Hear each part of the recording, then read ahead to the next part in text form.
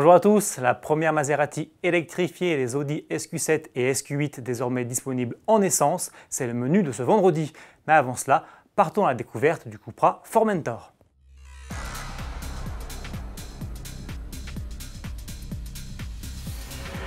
Il est grand, il est beau, il est fort, lui c'est le Formentor, le premier véhicule 100% inédit de Cupra. SUV de 4,45 m aux lignes musclées, il peut être motorisé par un bloc essence de 310 chevaux ou un ensemble hybride rechargeable de 245 chevaux. Avant son arrivée en concession, notre journaliste Agnès Lasbarrer a pu monter à son bord. Premières impressions. À bord, on retrouve vraiment l'esprit extérieur avec ses touches de cuivre. Alors moi, ce que j'aime particulièrement, c'est le petit bouton de démarrage sur le volant. Concernant l'architecture, on retrouve la même ambiance que sur la toute nouvelle Seat Leon. Ici, on a des compteurs numériques de 10 pouces. Et puis là, on a quand même un très bel écran tactile de 12 pouces. Alors, ce que j'aime bien dans cet écran tactile, c'est qu'ici, il y a des touches raccourcies.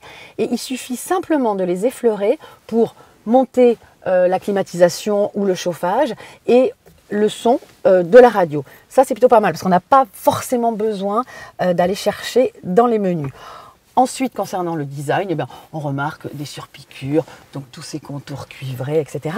Et à l'arrière, ça donne quoi, Agnès ? La bonne surprise dans ce Formentor, c'est qu'effectivement, il mesure 4,45 m de long, mais quand on le regarde, il fait assez compact. Et lorsqu'on s'installe aux places arrière, on remarque qu'on a quand même beaucoup de place. Je mesure 1,72 m. Vous voyez, j'ai beaucoup d'espace pour les jambes. Je peux même placer mes pieds sous le siège avant.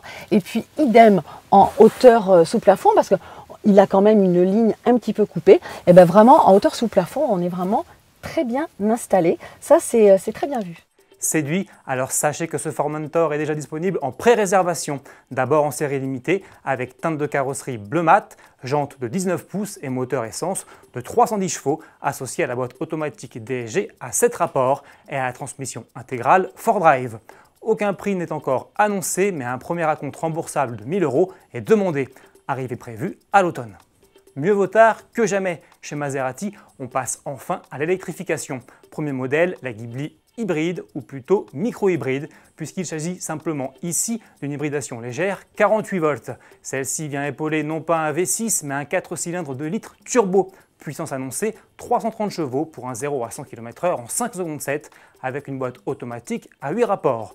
La marque au trident promet des émissions de CO2 réduites de 25% et une consommation en baisse de 20% par rapport à un V6 essence. Côté design, pas de grosses nouveautés, si ce n'est la signature lumineuse en forme de boomerang à l'arrière et les touches de bleu sur les entrées d'air latérales et les étriers de frein. La Maserati Ghibli hybride sera produite à partir du mois de septembre en Italie. Les premiers exemplaires arriveront dans les showrooms fin octobre. On finit avec les Audi SQ7 et SQ8. Proposés jusqu'à maintenant en diesel avec un V8 4 litres TDI à hybridation légère 48 volts de 435 chevaux, les deux SUV sportifs gagnent aujourd'hui un V8 4 litres biturbo essence de 507 chevaux. Le tout s'accompagne d'une boîte de vitesse automatique à 8 rapports et de la transmission intégrale Quattro. De quoi avaler le 0 à 100 km/h en 4 secondes 1 contre 4 secondes 8 pour les versions diesel.